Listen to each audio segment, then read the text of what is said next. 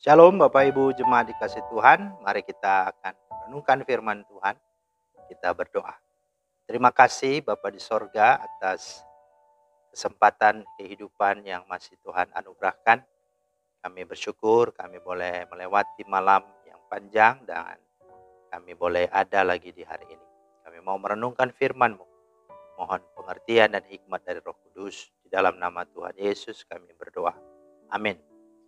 Bapak Ibu, firman Tuhan kita terambil di dalam 2 Korintus 4 ayat 1. Oleh kemurahan Allah kami telah menerima pelayanan ini, karena itu kami tidak tawar hati. Itulah firman Tuhan yang menjadi dasar renungan kita pada hari ini. Tema kita adalah jangan tawar hati, setialah melayani Tuhan.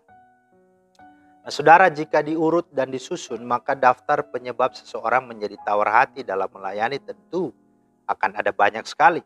Namun kita bisa daftarkan 5 saja. Yang pertama, iri hati dan cemburu melihat pelayan dan pelayanannya salah. Menyesatkan tetapi terus eksis bahkan berkembang. Ya. Bisa saja seperti Mormon, Saksi Yehova, New Age Movement, dan lain-lain.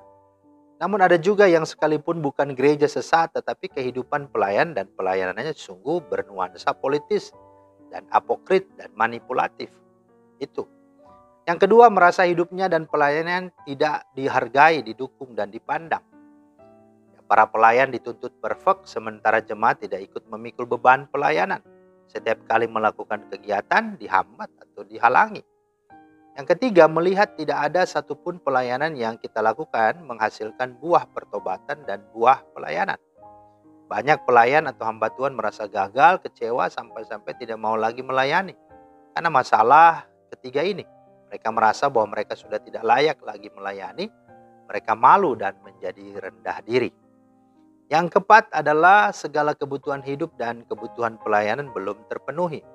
Nah, faktor keempat ini hampir menjadi hal yang pada umumnya menjadi penyebab seorang pelayan dan pelayanannya tidak lagi ada, apalagi berkembang. Akhirnya karena masalah ini banyak para pelayan banting setir mencari pekerjaan yang bisa dan pasti dapat memenuhi kebutuhan hidupnya. Dan yang kelima, bisa jadi karena penderitaan dan penganiayaan.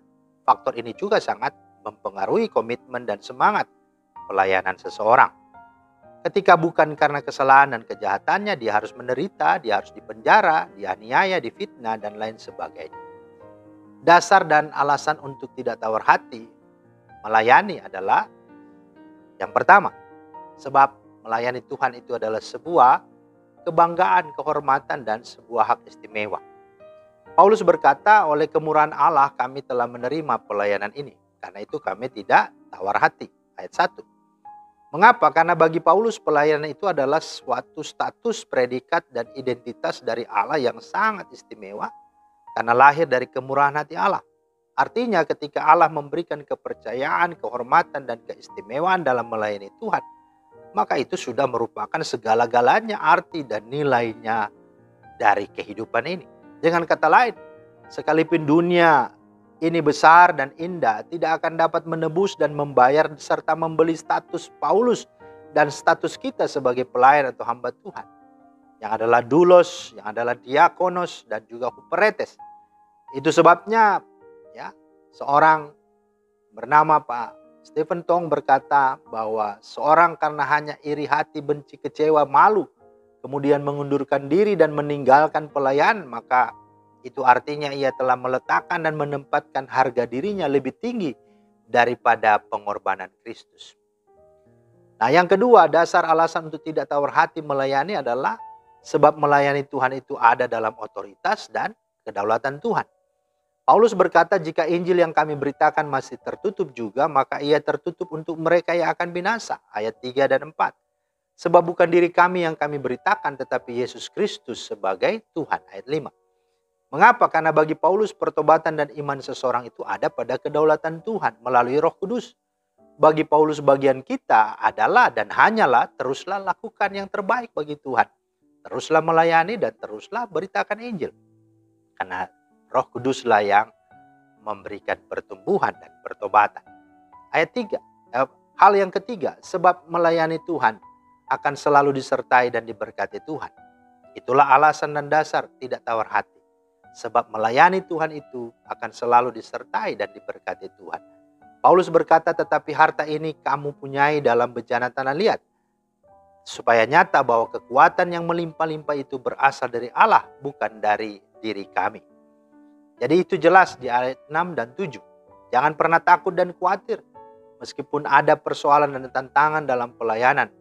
Karena kekuatan dan ketahanan serta kuasa Tuhan yakni Roh Kudus akan senantiasa menyertai dan memampukan kita untuk dapat melaluinya.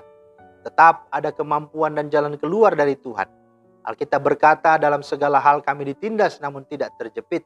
Kami habis akal namun tidak putus asa. Kami dianiaya namun tidak ditinggalkan sendirian. Kami dihempaskan namun tidak binasa. Kami senantiasa membawa kematian Yesus di dalam tubuh kami, supaya kehidupan Yesus juga menjadi nyata di dalam tubuh kami.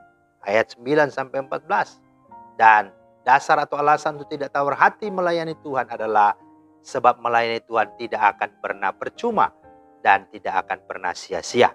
Paulus berkata di dalam ayat 15-16a, sebab semuanya itu terjadi oleh karena kamu, supaya kasih karunia yang semakin besar berhubungan dengan semakin banyaknya orang yang menjadi percaya, menyebabkan semakin melimpahnya ucapan syukur bagi kemuliaan Allah. Sebab itu kami tidak tawar hati. Dengan kata lain, setiap orang yang melayani Tuhan pasti mendapat upahnya. Apalagi mereka yang melayani dalam pergumulan, dalam tantangan dan penderitaan. Alkitab berkata, barang siapa setia mengikut dan melayani aku, ia akan mendapatkan mahkota kehidupan. Wahyu 2 ayat 10. Karena itu buanglah tawar hatimu dan setialah melayani Tuhan. Tuhan memberkati. Terima kasih Tuhan atas firman-Mu. Sungguh boleh lagi menguatkan kami untuk kami tetap setia melayani Tuhan. Dan biarlah segala hal-hal yang menjatuhkan, menawarkan, dan juga membuat kami kecewa, putus asa, itu sungguh dijauhkan dalam hati kami. Dan sungguh biarlah kesukaan dan kecintaan akan Tuhan dalam melayani-Mu itu semakin bertambah-tambah, bahkan berkobar-kobar di hati kami. Sehingga kami boleh mampu menjalani setiap percayaan dan pelayanan yang Tuhan percayakan bagi kami. Demi Kristus kami berdoa. Amin. Demikianlah firman Tuhan hari ini, kiranya menjadi berkat. Selamat beraktivitas. Tuhan Yesus memberkati. Shalom.